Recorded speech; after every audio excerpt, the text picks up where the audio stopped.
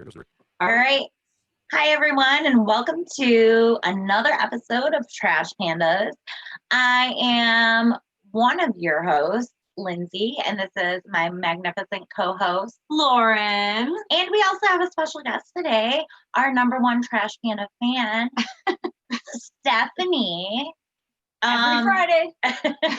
Every Friday she watches us. We are going to get some hopefully really good feedback from her about what's going on with 90 Day World. But in the meantime, Lo, have you been watching anything? No, I have not been watching anything too much. I finally finished The Queen's Gambit. You were right. It was so fucking good. So I will tell people to watch that for sure. Yeah. Other than that, I've just been keeping tried and true to fucking Bob's Burgers. Hell yeah. In the middle of a new season. Yeah.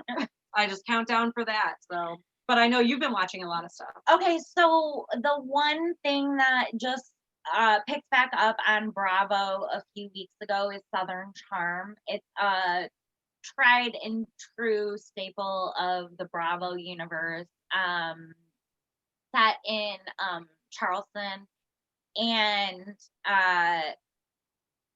it just picked back up. And what's interesting about it is after last season, I was pretty much done with it because I was like, all these people are douchebags, they're all assholes, like this cast is just like a bunch of super privileged white people, like I'm done. Which, I mean, what's new in TV? But this season they have kind of tried to diversify and kind of like put some of the cast members on the spot about shit that's happening. So we see them all go through coronavirus and like the initial shutdowns, and we see all of their responses to it. And some of them are like totally not taking anything seriously. They're still out partying, they're still out doing all of this shit. But then we have this new cast member, her name is Leva. And Leva is Lebanese, I believe. Anyways, and her husband is African American, and they have a child together, and they own a bunch of restaurants in the area.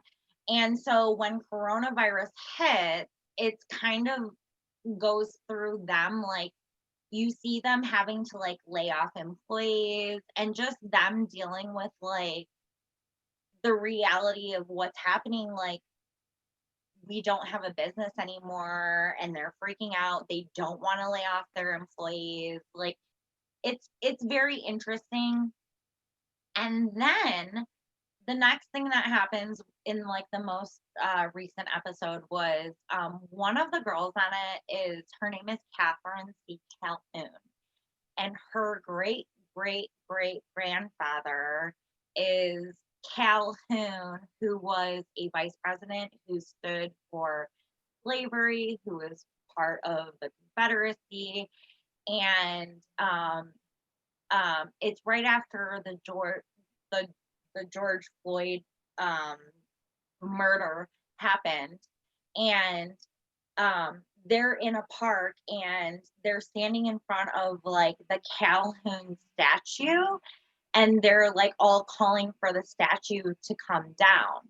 And Catherine, who is a part of the cast, is like noticeably absent from it. Doesn't have anything to say about it. And Leva's like, this is bullshit. Like, if you're on the right side of history, you should be out here. You should be standing with us, like, as an ally.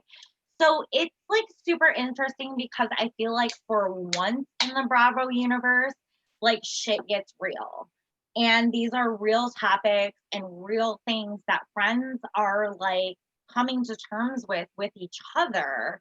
Because a lot of, I feel like, in Southern Charm, they just kind of, like, glaze over the fact that like a lot of them had like these ties to slavery and racism and all of that, and like now they're being confronted with it, and it's super interesting just to see like that all play out and how it's all happening. And Catherine got in a lot of trouble. She she sent there was an African American woman on Twitter that was like messaging back and forth with Catherine, and Catherine had sent her like a monkey emoji. Oh no. And Catherine's like, I didn't know it was that. I swear it wasn't me. Like, I didn't mean it that way. And it's like, bitch, check your privilege. Like, it's 2020. Are you fucking kidding me? Right. Like you didn't fucking know. So,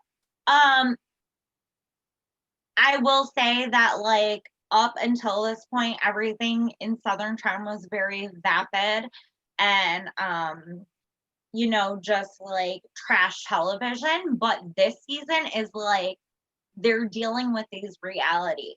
Okay. And it's it's interesting to watch. I saw that it was like on the top, it was like in the top 10 or something on Netflix, right? I don't know. Does Bravo share their shit with Netflix? I don't know. I don't maybe think it wasn't. do. Maybe I was thinking of something else then. Okay, yeah, I don't think Bravo shares their shit with Netflix. I just feel like it sounds familiar, and I don't normally watch Bravo, so I thought maybe it was like okay, but yeah. Definitely. But yeah, so anyways, it's really interesting.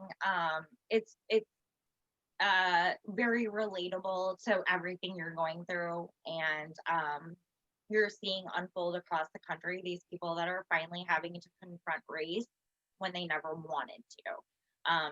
So I think that's like it's very interesting, and I love it, and I'm glad that Bravo is like shining this light on them and like making them answer and atone for yeah for what they have been doing and been giving the past for, honestly, for a lot of this shit.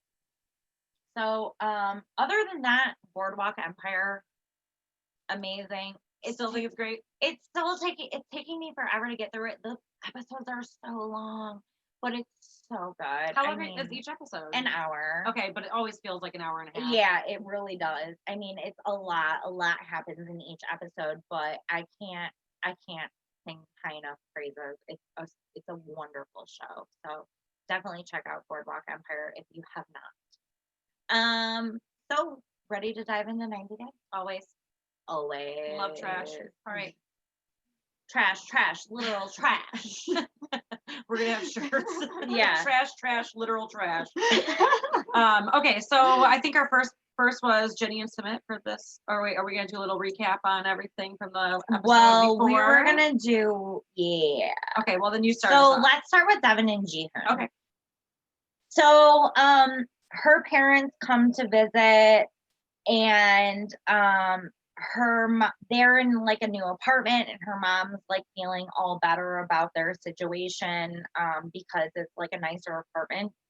But I just have to side note, because Devin's mom is cray, like literally crazy, like certified crazy. So I sent Lauren this video today in one of my 90 Day groups. They found out that Devin's mom, Alicia, has her own YouTube channel, and she's like a total conspiracy theory nut job. Like, it's insane. Like, I think the video that I sent you was about how she thinks that the government is collecting our poop samples. Yeah. Yeah. Okay, to find out about our health. You sent that to me. Okay, so she sent it to me, and I didn't even like look at who it was, and I just like read the title, and I was like, okay, let me click on this, and I'm like listening to what she's saying, and I'm like, this is fucking nuts. Like, I don't know why anybody would ever think this. And then I'm like, wait a minute, is that, what's her name, Alicia? Like, is that her? She's like, yes. I'm like, oh my God, dude, that is crazy. She is actually nuts. She's actually nuts. Like, she has all these videos out there that are totally conspiracy theory, weird shit.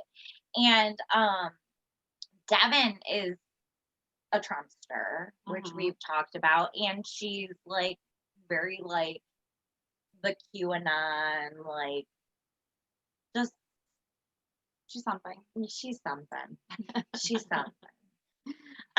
So anyways, they go see the apartment and so Ji-hoon and Devin are getting married. Ji-hoon decides to do like this traditional Korean ceremony where him and his friends are bringing in a ham box. And the ham box is spelled H-A-H-M. And H-A-H-M literally means box, but he keeps saying ham box. And so Devin's dad thinks that he means that he's bringing in a box of ham. He's like, so wait. I'm gonna trade you my daughter for a box of ham. Yeah, that's what he said. For a box of ham. So, what it is they're exchanging this box for Devin. Devin had to hide somewhere in the apartment. This is all part of the ceremony. And Ji-hoon and his friends come in with this box. His friends are wearing these dried squid. Oh God, it was masks. so gross. And they present the parents with this box, but what we find out is those dried squid masks represent like warding off evil in the marriage. Once they get in the door, there's like a dried gourd on the ground. They smash the gourd. That also means like warding off evil in the marriage. And they then give the parents this box. And when they open the box, it's like all of these, the box is filled with things that are supposed to help the marriage. So yeah, like trinkets and traditional so statues. Like there's two like carved wood birds that are like tied together, and that's supposed to be like symbolic of their marriage, like they're tied together in marriage and whatever. And to Devin's parents' defense, which you won't hear me say this often, but they are very receptive to this whole process, and they think like it's an honor to be a part of it. Yeah, so that was kind of cool that they at least were like culturally. Her dad did say he was like honored to be part of it, and I thought it was hilarious because when like Ji-hoon comes in with his friends, they like break the gourd, and her dad is just like, wow, yay! Like he's super enthusiastic, and the mom is just kind of like, what's this? Like, why are they wearing a squid mask? And he's just like sitting there clapping in the corner, you know. So then after they go through the box, then Ji-hoon goes and he finds Devin. She was like hiding in a closet or something. I mean, their apartment is literally like 500 square feet. There's only so many places she can hide. So goes, gets in Devin, and the ceremony is over. But it was just a cool, like traditional Korean ceremony, before a wedding. And so then after that, Devin goes and tries on her wedding dress in front of her mom. The wedding dress is beautiful. It is really pretty. It's so gorgeous. I loved it. It's long sleeve. It's so gorgeous. And then basically like the next thing we see happen is their wedding day. I wrote so much makeup on Ji-hoon. Yeah. So I guess like it's considered normal in like Korean culture for the men to have makeup on that day. Which, I mean, I get it. You're getting pictures. You want to look good. I'm your no shame. So, but he's wearing a lot of makeup. Like he almost looks like a ventrilo, like a dummy. Like I have to say though, like he's so like he's so like they totally whitewashed his face. Yeah. That's like, also really really popular though. Yeah, like kind of like geisha almost, but that's Japanese. But well, like even like in some of like the videos and stuff you see online of like the girls doing their makeup, they'll have like the white powder that they put on and stuff, and they like kind of just make it really really pale. Yeah. I also said about this is that her hair, Devin's hair in the back, she had like bleach those blonde streaks in the back of her hair, and I was like, she would have been perfect. She would have literally looked so beautiful had she not turned around and I saw those fucking blonde Bleach extensions. blonde streaks. What was that about? Why do you want to look like a skunk? Like, why is that something that like you want that. to do? It was like leftover Barbie hair that What? got tangled. What was in she her hair. thinking? What was she thinking? It was awful. I feel like if you want to like dye them some crazy colors, so there's like a pop of color, okay, cool. But just leaving it blonde, like it just looks very like, I don't know, it was very weird. So basically their wedding, Devin describes it as like a factory style wedding where it's like they have 45 minutes to get in and get out. And there's brides lined up behind her for their time after her. So they are on like a super time crunch. And so she's like getting ready, and this was so cute. Like Big D looked through like the curtains and she was like, "What is she doing in there?" And her mom was like, "She's making herself pretty." But Big D looks so cute. Aww. Little D. Little Dracula. Little Dracula. We love you. Big D, little D. D. So the wedding is like cute. So it's super cool though, because like, yeah, they only have 45 minutes, but when they're going down the aisle's like a runway. Yeah. Like there's it's like a on either side of you. runway. And so like when Ji-hoon walks out, he's like pumping up the crowd and he's like all for it. Like he's a total ham. And then Devin comes out and she looks like she's on a runway.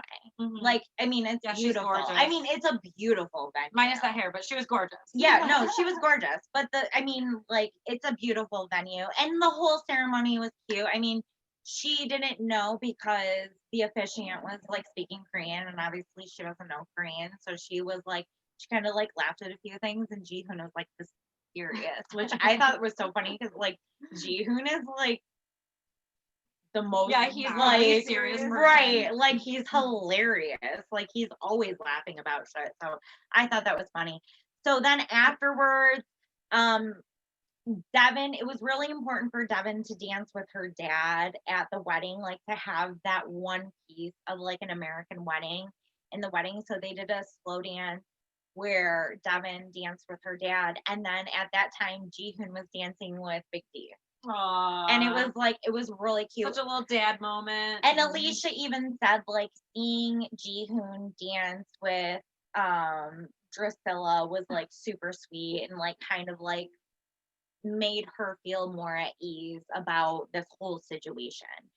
And that's something I can say about Ji-hoon for sure is that he has like stepped up and like taken care of those kids. I feel mean, I feel like he's super receptive to Drusilla. Like says my daughter Drusilla, right, blah, and blah, he loves he's totally taken her in as a daughter. Absolutely. Like, it doesn't seem to be, from what we see, like any favoritism between like Taeyeon and Drusilla. So that's super cute. So fast forward after the wedding, coronavirus hits Korea, and Devin is doing like a face cam, like she's recording herself.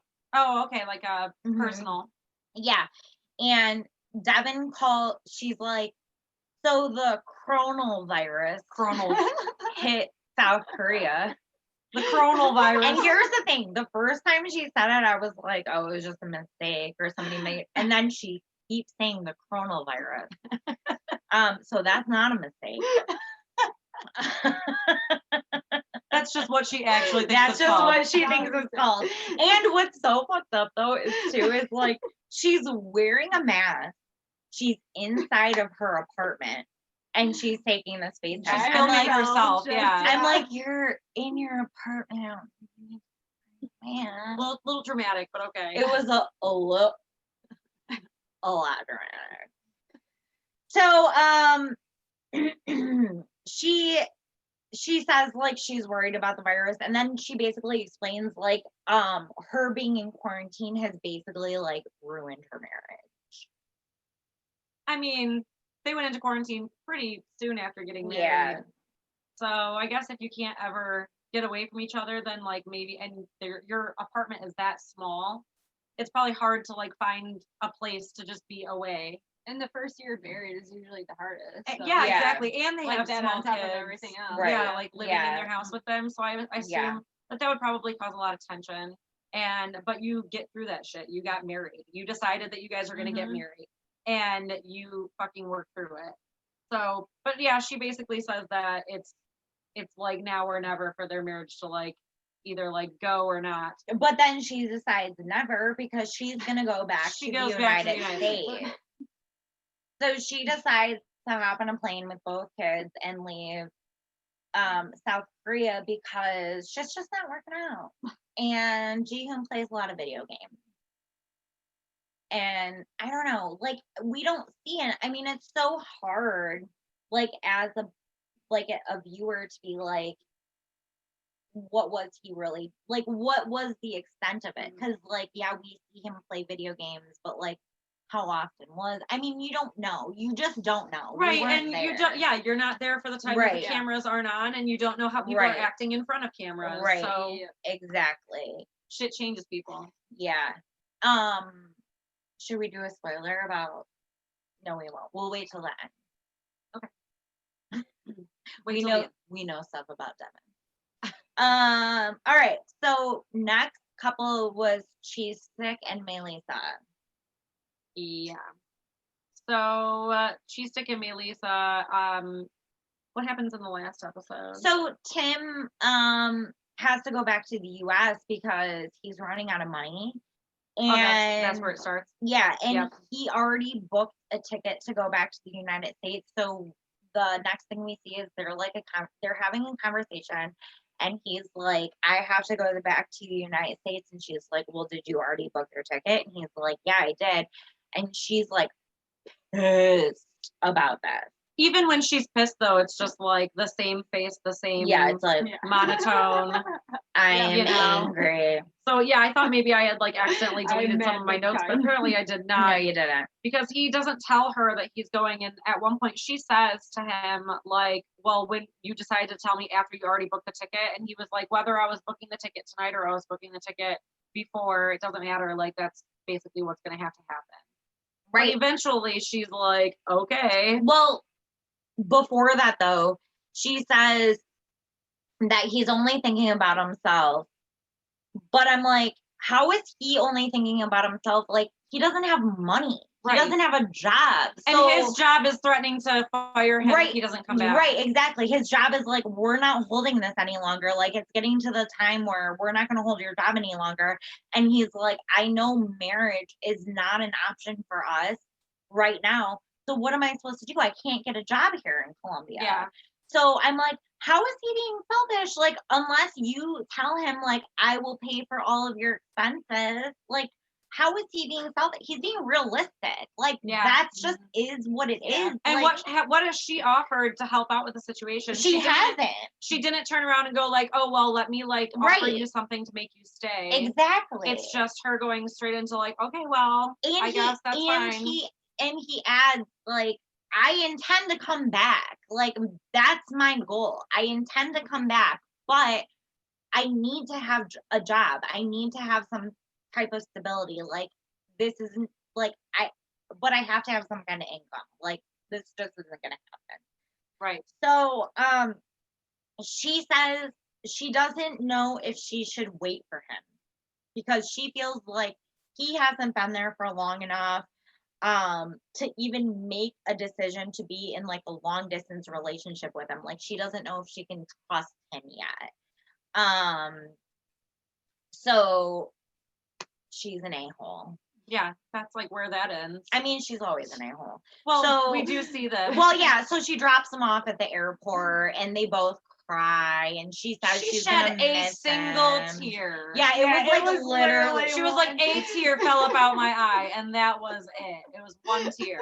I know. It didn't even look real. No, it didn't. I felt like she spit on her hand and like some eye drops right in the eye. Yeah. Everyone was like, oh my God, she showed some sort of like, you know, emotion. And I'm just like, when? Because all I saw was one angle, she was standing there looking stoic as normal. And then Yeah. the next angle, suddenly she had like Yep. some wetness there. It was Like gel for sure. that's super sus. There was a changing camera angle too. I think that was placed for sure. For sure. And that's basically That's it. Cheese Stick and Melissa. That's she's. I mean, That's the That's end it. of them. the Boring. Don't bring them back. We don't the- want a second season of that. soggiest couple. So bad. Please don't bring them back. They're pretty Listen to us, soggy. TLC. They're super soggy. All right, next couple, Jenny and Summit. This is actually like super fun. Yeah, it's pretty intense. So his parents come to their house and they didn't want to come. They say they will never accept Jenny and Summit as a couple. So they get there and they sit down and we already know their feelings. Like they're already like, nope. We've heard it a million Don't times care. at this point. Yeah, we've already, yeah, exactly. Like this is like been there, done that. We know what they're gonna say. So, Summit basically pleads with his parents for support, and they say no, no way. His mom is so mean and awful. She is Awful. Yeah, she literally is awful. She is an Mhm. awful human being, like the worst human being. At first, I was Yeah. like, maybe just like, cultural difference. I understand she's upset. No, And then she's after that, a- I was like, Not a Yeah. nice lady. Pass you're a the line. bitch. Yeah. Yeah. So she says there is no law, or his mom, Smith's mom says there's no law above parents, and the marriage will happen over their dead bodies. And then his dad's like, her kids are older than you, Submit, and this is all you can find? Look harder. Yeah. You can find an American woman 100 times better. A million times better. That's what he's telling Summit about Jenny. And the mom yells at Jenny to leave Summit alone. And Jenny is like, there's like a one-on-one Yeah. interview. And Jenny's like, oh, I saw that look in her eyes. I know that look. That's an angry, mad look on her face. I know that look. And I was like, Good. You learned that in kindergarten. very Yeah, what? astute, Jenny. Literally, Submit's mom is like this. Oh, I know that one. Oh, really? You haven't It looks tell like me she's she was angry. Does it seem it like she's angry? It looked like she had angry eyes. I think she might be angry. So I'm like, Jenny, you're dumb. So, the mom says Submit is becoming old because of Jenny. Submit gets on his knees. He's begging with his parents. Jenny's like, I'm out of here. I'm gonna leave. I'm not gonna do this. I'm to going this back to family. America. And she like gets up and walks off. It's like super drama. And then of course she comes back because Yeah. it's 90 Day Fiance. And so after that, Submit says he is never gonna come home. Like, I'm never gonna come home to live with you, even if I'm not with Jenny. And Jenny then confronts Submit's mom and is like, listen, I came to visit you before and you guys loved me. Like, we had a great time. We were all getting along. Like, I don't You understand. took me shopping. Yeah. Right. Like, you cried, cried when when I I left. left. Yeah. Like, I don't understand. Like, why do you hate me so much now? And Submit.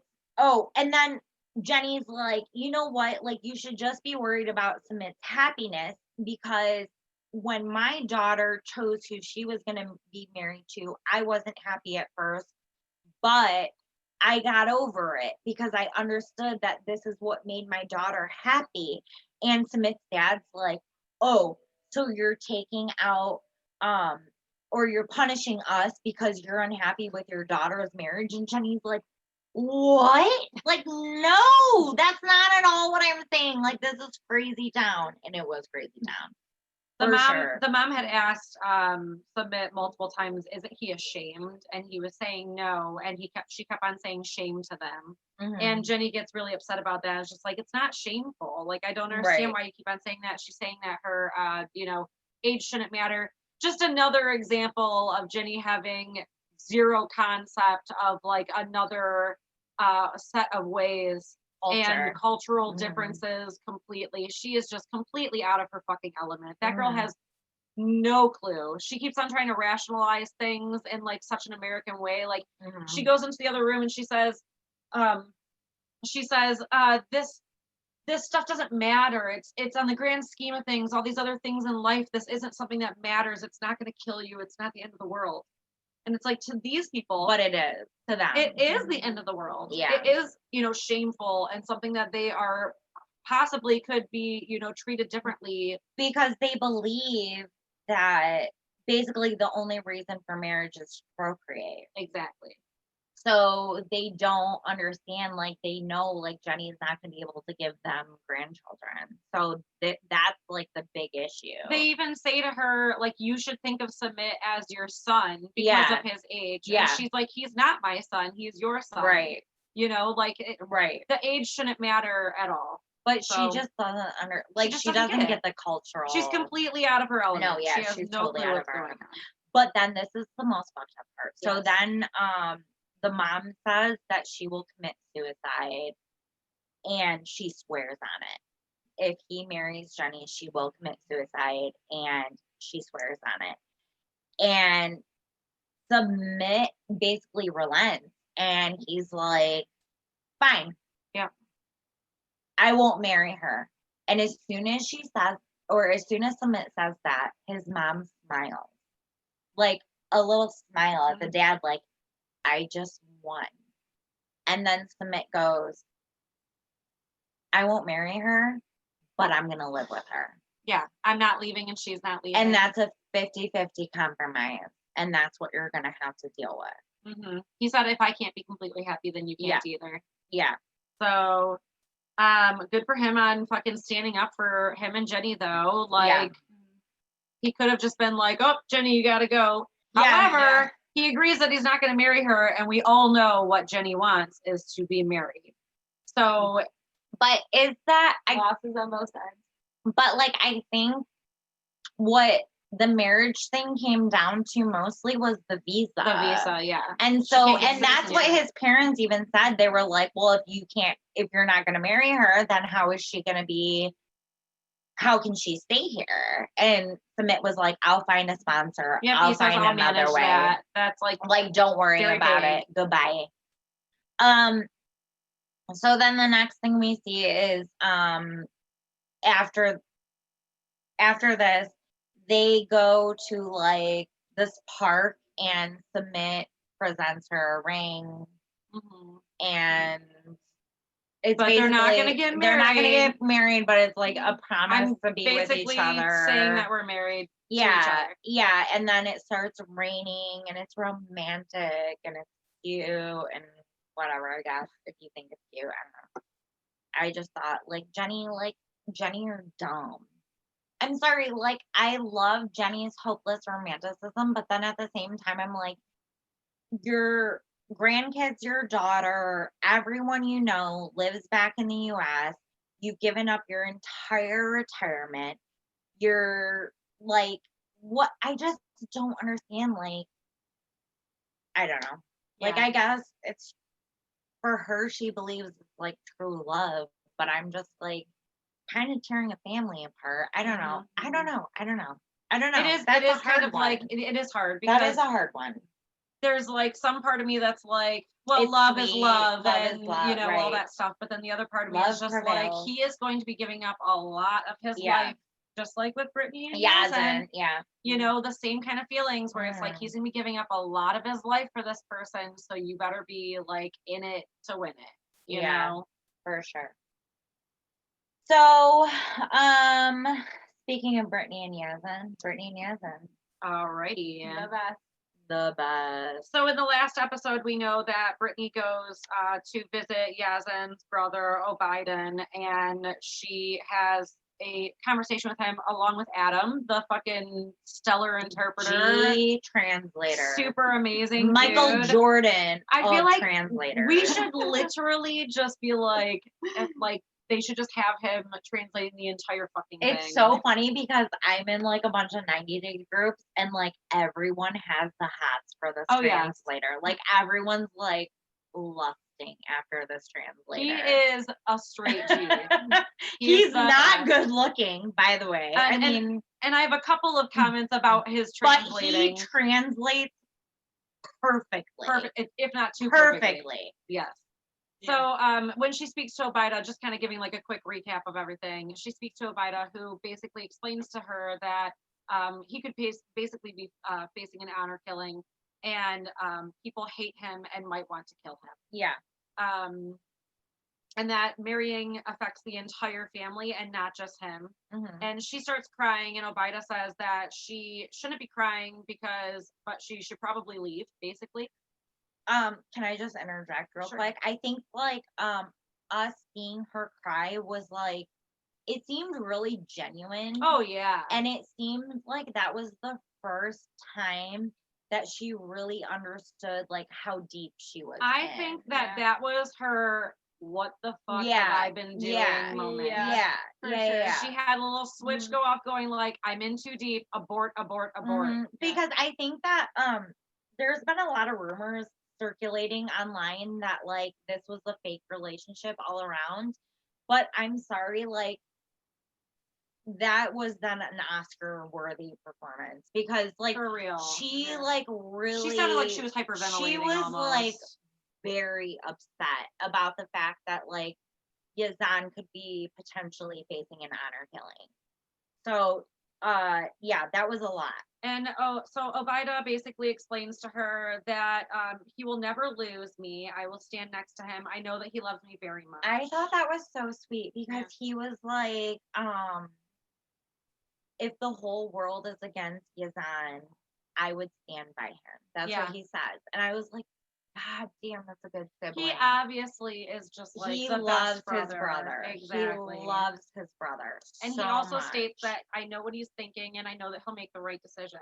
Yeah, and what he says is like he just wants Brittany to be fully aware of what Yazan is facing and what he's already had to give up.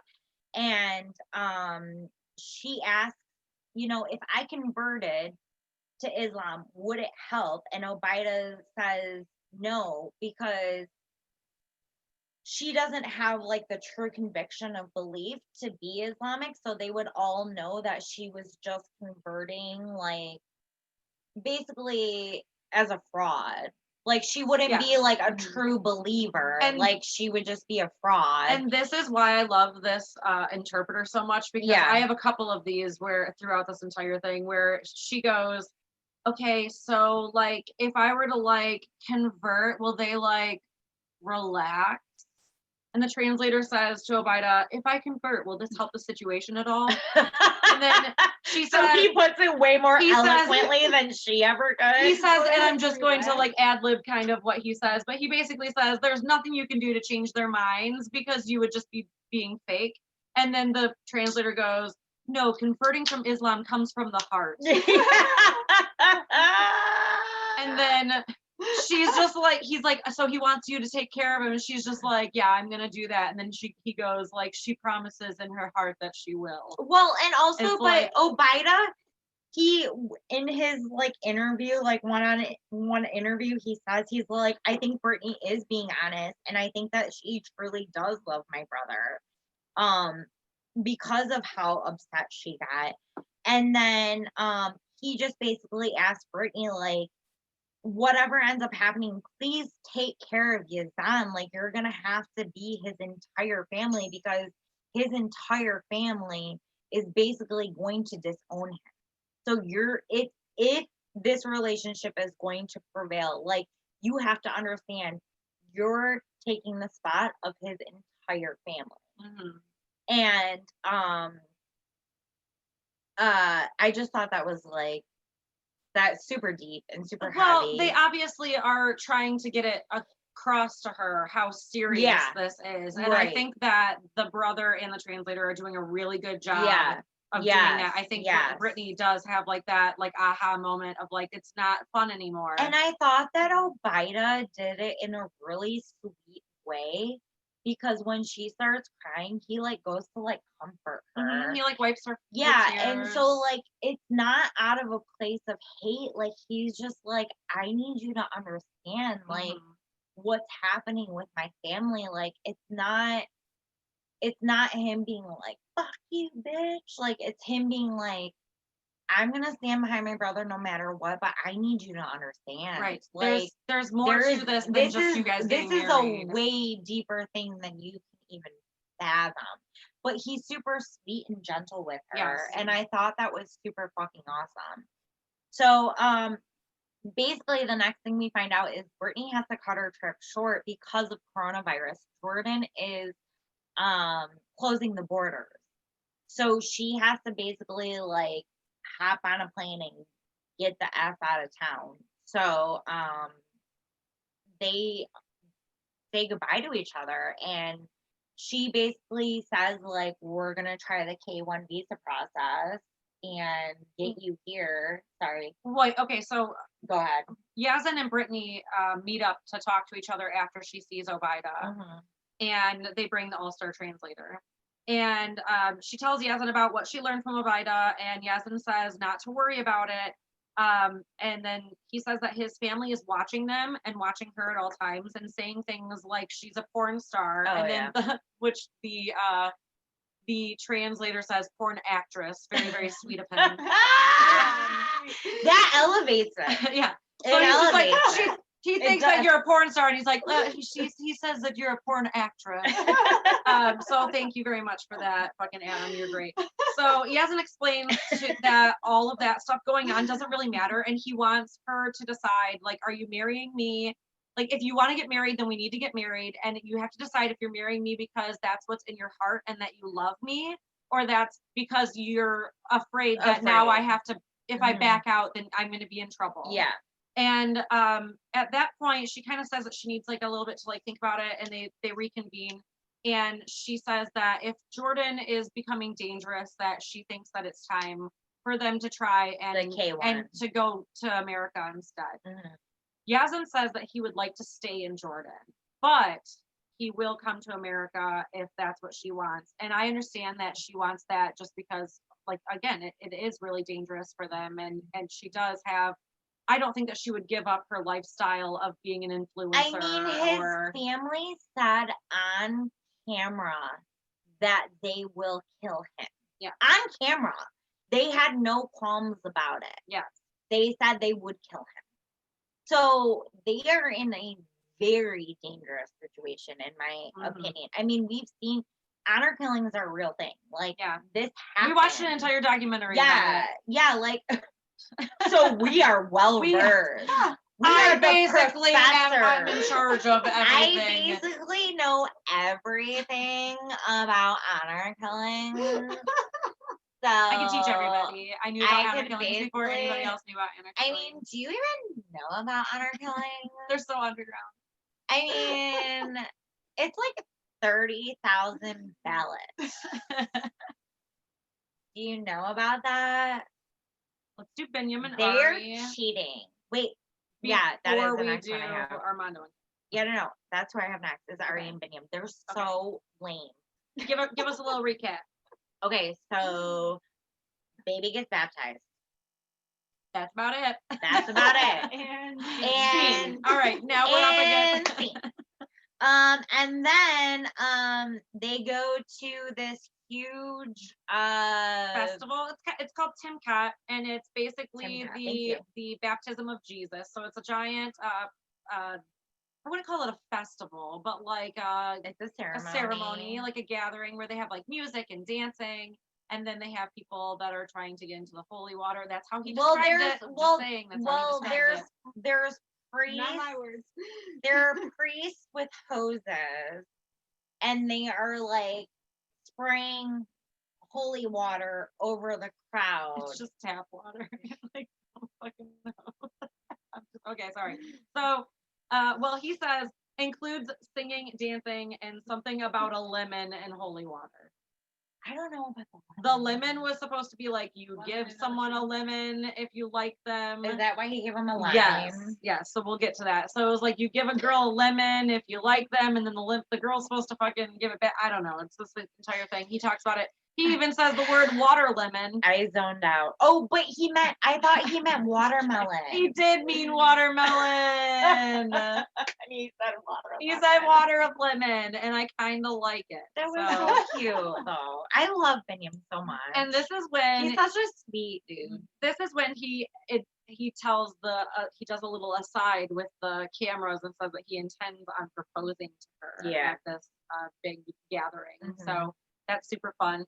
And they bring the baby, who is 1 month old now, to a big crowded place. Dude. I don't know if anyone else has noticed this, but Ari is super scared of everything. She basically... And she's super white. And super white. Like, dude, you are just blistering in that hot sun. Like, you're close to the equator. You're dying right now. I'm sorry. Like, you're dying. Like, what do you have? Like 150 SPF on? Like, right. There's no umbrella. She doesn't have an umbrella. Yeah. There's no umbrella. She doesn't have a parasol with her. She doesn't have a parasol. Ethiopia. There's no parasol over the baby. It's loud as shit. The baby doesn't have earmuffs. Earmuff baby, earmuff baby. No earmuffs for the babies. She's just like really afraid of everything, which there's things that she's legitimately afraid of. But then, you know, the other part that we were kind of talking about before is just like, you know, there's plenty of people who were born and raised in Ethiopia and they're fine. So, you know, like, not to say that you shouldn't fucking protect your children, but. And I understand her anxiety as a new mother. Well, I don't completely understand it because I've never had children of my own. But however, I get it because, like, I'm super anxious about my dogs. Well, okay. And about my cats. No, and that's totally legitimate. What I'm saying is, like, you have to understand that Biniam's a parent too, and Biniam would never let anything happen. Yeah, he's the father, and he's trying to that child. You have to let him father. Part of love is giving some of that trust to him, and like knowing that he's gonna make the right decision and that he can protect his child. And it's super important for Biniam. Like he said a million times, like, this is a huge ceremony. This is a part of my culture. This is how I grew up. Like, he was so excited to show Ari and the baby all of this. And so Biniam has the baby on him. He's carrying him in a carrier, and he's protecting him like has the blanket over his head, and he's carrying him around. And Ari's like, "Give me the baby. Give me the baby." Well, okay, just to reiterate how like crazy she is about this, when they're spraying the holy water, she's like, I don't know where this water is coming from. I don't know if it's tainted. I don't know if it's poop water. It's just like she's freaking the fuck out, and it's just like, okay, I get it. And he is being like squeezed into this area where everyone is trying to, and he has the baby in a carrier on him. So it's like, I get that she was getting nervous. She's like, that's enough. Because the baby was getting like smushed between people. I mean, I understand to a certain point, but at the same time, how many other babies were there? A million. I mean, exactly, it was a baby festival. Yeah, it was a festival. It was actually for babies. An excuse for people to just drop their babies it off was in a like, one giant I'm just area. bringing my baby here. They just drop them off and come back in like 2 weeks. Baby, you're okay with the hose? Perfect. Hang out. It's a pool. Hang out. It's a pool. It's fun. Have fun. So, she's getting upset and she's feeling uncomfortable, and she's like, give me the baby. She's like, that's enough. And they pull them aside, and Ari is, he keeps on saying, he's saying to the camera crew, Ari is an annoying person. She's selfish. She only cares about herself. I don't know why she's acting like this. But then he's gonna propose to her. Propose to her later, right? and that he no longer wants to propose. So she gets some time alone. She's feeding the baby. She's, you know, starting to feel the effects of gaslighting and everything. And she comes out.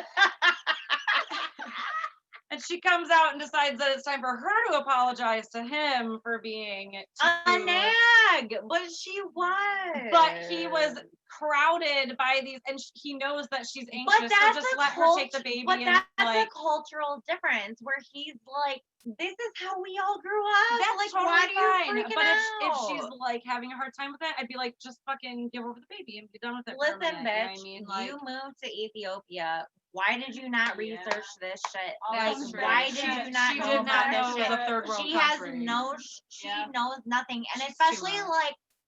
like especially since we know that this ceremony is like super important to Binyam. Like, why was this never discussed before? Like, why was this never like brought up? Like, this is a huge thing. Right. Like, this is a huge thing. Maybe should have left the kid with the fucking grandparents or something. Just like go out. Well, the grandparents were gone at that point, but he doesn't have parents. No, he's an archivist. Okay, but he has older siblings, but they were all there. Oh well, they were all there. Someone's got to sacrifice it for the baby. Because remember when she hands off, stay home. She didn't want to go there anyway. Remember when she hands off the baby to the random people? Yes. And it looks like she's just handing off the baby to strangers. And then underneath it, it's like Binyam's sister. And you're like, oh, okay. She wasn't just handing her baby to but it random looked person. like it that. definitely did. Yeah. But like, he doesn't have parents, so all of his siblings were there. Like, it was a family thing. Well, she didn't want to go anyway. Let her stay home with the baby. So she finally decides she's going to apologize. She comes and apologizes, and everything is fine. All is right in the world. Okay. And he awkwardly proposes by pulling her aside. Wait, no, it was cute though, because there was a choir singing on both sides, and there was like an aisle open, and everyone was watching. But they were standing in the side of the aisle. No, they were in the middle of the aisle. Well, when they were walking down, they were like not walking down the aisle, so I was like, he didn't want to make it. It was not. He was gonna do. It was not good. It was cute. Okay. He did the best he could. And anyway, you're right. So the choir is singing. They're like there. Wish takes the baby, and Ari turns around, and Binyam's there with a lemon. He's like, "Hey, look over there," and then the sister's like, "Hey, look over here," and turns her back around, and then he's got a lemon open, and it looks like a lime though, but it is a lime, but lemon is lemon. It probably was a lemon, but not a ripe one. Okay, so it looked like a lime, but either way, he has definitely a lime. He has it open. Okay, it's like a ring box, so to speak. And she's just like, "Oh, great!" And all I'm thinking is like, "Yeah, put that sticky ass fucking ring on your finger in the hot sun. Watch all the fucking like flies and shit just with all the around. poop water that you were complaining about." Jeez, fucking Ari. Anyway, she says yes. Yeah, she says yes. She says, "Yeah, I'm gonna fucking marry you." So good. All right, good for her. So good. Last and my favorite couple. And the best way to end it. The best way to end it. So go ahead and give us a little recap. Kenny and Armando. So basically, they're showing us that Corona has hit. And they're doing a bunch of cute family stuff from home. They're cooking together. They're drawing on each other. Armando's like explaining to Hannah, who's like 6 or 7 years old, what coronavirus is. And Kenny kind of says like, yeah, coronavirus fucking sucks, but like being quarantined with them has allowed me to spend a lot of awesome time with Hannah. So it's kind of been a blessing in disguise. And they show like a little like montage of them like making cookies. And it was really cute watching Armando show her like germs. Yeah, and, that's what I was saying on her hand. He drew on her hand and was like, you have to wash it until it's gone. Yeah, and it was super, it was super like cute. super cute. So then they show this part where Kenny and Armando sit down and they open up the email from the Human Rights Department in whatever state they're in, and their marriage has been approved. Aww. Yay! We're so happy to hear that. It was so relieving. Like, it's so good. It's like, it feels Well, I so was good. so upset for them that, like, seeing that they could actually get married, I was like, good, because I know that Kenny, that's really all he wanted, was to be able to get married to them, spend the rest of his life together, and he's been waiting. Well, he's and in his just 50s and he's been waiting this entire time. well, and not only that, but like, just so they can establish a family, because remember, he can't get a job without citizenship. He needs that. Sure, but beyond that, I Oh, think no, that no, he yeah, just yeah. really Oh, wanted. no, yeah, it was way more Yeah, than he that. was like, he wanted to spend the rest of his life with them. So, and that's amazing. so the next part is so cute. So they get a babysitter, and they go to the beach to celebrate, and it's super cute. Kenny brings champagne and a bouquet of sunflowers, and they set up a little picnic on the beach. And Armando says, "Since you moved here, everything has been better. You've given me a new chance at life." And he gets all emotional, and so did I. And he explains that he's able to be who he is. Yeah. And that he's not nervous about Yep. being seen with him anymore. Yep. So he says he's feeling more comfortable in public with Kenny, and he says it's amazing to be free. Like, finally to be who he is. And Kenny surprises Armando with a horse ride on the beach.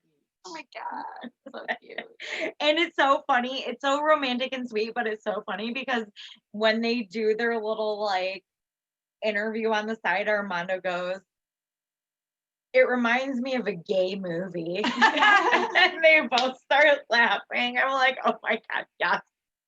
But so cute. So literally they ride off into the sunset. It's together. like the best. It's like the only literally way. They're riding off on horses on a beach into the sunset together. It's like the only way that I think 90 Day Fiancé has ever had like a The literal happy happiest ending. and- It's like everything happened the way it was supposed to happen for them. So like, good for you, Kenny and Armando. It's so sweet. It's so good. I'm so happy for you guys. The only thing that would make it better is like if his kids all move to be their neighbors. Yes, that'd be that'd be good. the best thing ever. I But love like they are the cutest ever. I And agree. they did talk about like the fact that like now they're engaged, they don't know like if Armando's parents will come to the wedding. So I'm curious, like, are we gonna see more of them? Like, are we going to see that all unfold? We didn't get a sneak peek for next week, so we don't know what's gonna like. I assume they're gonna go into the reunion, and it's gonna be a Zoom reunion. Oh yeah, it's gotta be. And we're gonna know all of the same shit we've already known. Like, exactly like you were talking about, is like they love to pump it up and make it very, very like dramatic, and then it's completely anticlimactic. So we'll see. We're gonna see where it happens. Spoiler alert. So if you don't want to hear this, fast forward like 2 seconds. a minute. 30 seconds. We know that like Devin is in a relationship with like this new dude. Yeah, she is no longer with him. She's like with this new guy out in California. So we know for sure that they are not together. So that'll be super interesting. I'm interested to see if that's a thing on the reunion or not. Right. We'll like, see though. Right, like as time caught up with that. But she is very out, like, I mean, there's Instagram posts, there's like you can go look Devin up and she's with a new dude. Right. So that'll be interesting to see like how that all plays out on the reunion. There's not much about Jenny and Submit. Brittany and Yazan. Oh, Brittany talks shit about the producers. Oh yeah, she says and the crew. Yeah, and the crew. Said you're all bitch She ass. said that. Yeah, she was basically pissed at the crew for how they portrayed her. But I'm sorry, like you're on camera. Like there's only so much they can do to make you seem like a bitch. Right. You were a bitch. Yeah, you just were. You just were. And you know it. Yeah, and you were awful. So Brittany Yazan, Jenny Smith, who else was there? Cheestic Melissa. I have no idea what's going on with them because I don't care because they're soggy as hell. Get them And off the then show. get them off the completely. fucking show. Goodbye. And then who else was there? I don't know. Oh, Kenny and Armando. So Kenny and Armando, we'll find out if Happily ever after. For Oh sure. my god, I would love to see their wedding. Well, I would cry. do 90 Day Fiance Happily Ever After. Would be Yeah, good. that would be amazing. That would be amazing. So, next week we're going to do Abducted in Plain Sight because On Netflix. next week is our documentary week. It's on Netflix. It's been on there for a while. It is wild. Like one of the craziest things It's the weirdest. It's fucked up story I've probably ever the heard. most fucked up documentary I've ever seen. It's so good. So, if you want to watch Abducted in Plain Sight and join us and talk about it with us next week, come chat. Find us. We Listen would to love us. to hear from you. And that's basically all I have to say. Same. Well, Steph, that's it. That's it. All right. That'll be it. You guys all have a good week. Don't forget to watch your trash. Bye.